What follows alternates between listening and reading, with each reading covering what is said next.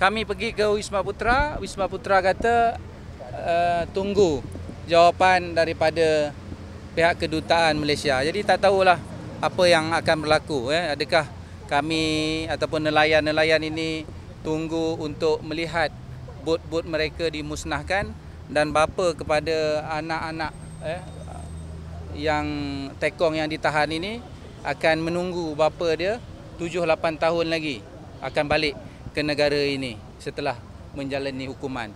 Jadi inilah masalahnya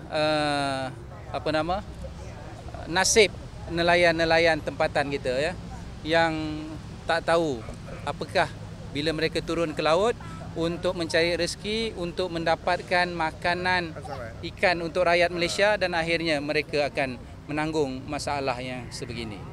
Jadi saya percaya kalau usaha ini dilakukan oleh kami tanpa mendapat